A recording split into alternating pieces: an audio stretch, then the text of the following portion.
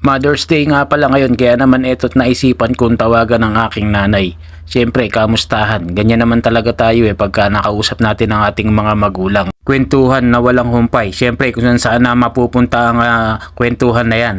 Sa halip na kay Pedro, pati si Juan ay ikukwento na. Ganyan naman ang ating mga magulang At hindi lang naman tuwing Mother's Day kung tinatawagan ng aking mga magulang. Minsan every day, minsan every other day. At pagkatapos ko nang nakausap ang aking magulang ay tinawagan ko din ang aking misis. Siyempre, kamustahan sa mga anak kung ano nang nangyari sa pang-araw-araw nila na ginagawa. Kung ayos ba sila or nasa mabuti ba ang kalagayan ng mga anak namin. At kung nag-aaral ba ng maayos ang aking panganay. At tawa naman ng Diyos, mabait naman ang aking panganay at masipag mag-aral at palaging may honor. At pagkatapos nga namin mag-usap mag-asawa, ito at gumayak na nga ako. At pupunta ulit tayo ng basketballan. At dahil day off ko nga ulit ngayon, kaya ito, magdadala ulit tayo ng maraming tubig. Dahil nung nakaraan na nagpunta ako doon, nabitin ako sa tubig dahil napakainit. At sakto, full charge na rin ang aking scooter. 3 hours ko palang chinarge yan mga pre. At pagka full charge nga yan, ayan, ready na tayong umalis. At syempre, bago tayo umalis ng bahay, make sure na ilalak natin ang ating pinto. Dahil minsan napasukan na rin yung kapitbahay namin dito si Kuya Jenson. Nakuha na ng laptop dun sa kanyang accommodation.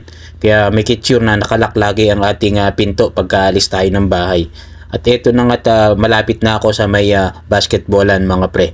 Alas 4 nang mahigit yan pero napakainit pa rin ng panahon. Eto sa gilid lang tayo dadaan. Sa highway nga pala ang basketballan ng mga Pinoy dito. Ito kasi ang isa sa mga libangan ng mga kabayan natin dito tuwing Friday. At kada Friday nga pala dito sa basketballan ay may liga po dito. At pagdating ko nga dyan mga pre ay etot nilabas ko na ang bola. At uminom na rin muna ako ng tubig dahil nga napakainit ng panahon. Kaya naman bago ako magpapawis ay namahinga muna ako at nagsalamin na din dahil medyo nakakasilaw. Last year ay kasali pa kami sa liga dito sa may Dammam. Dahil maganda pa i-schedule namin nun. Kaya naman nakakapaglaro pa kami ng liga. At the same time ay nakakapagpapawis pa kami nun dahil maganda pa i-schedule namin sa restaurant. Pero ngayon medyo pangit na kasi i-schedule namin kaya hindi kami nakasali sa liga. Pero ang liga po dito ay tuloy-tuloy, wala pong hinto. Pagkatapos ng championship ay liga ulit, tuloy-tuloy. Kumbaga continuous ang laro or liga. Kaya maraming mga Pilipino ditong naglalaro. So ako papawis lang naman ang habol ko kaya okay na sa akin to kada day off ay nagpapapawis ako dito at nagpupunta ako ng basketballan para ma-exercise na din.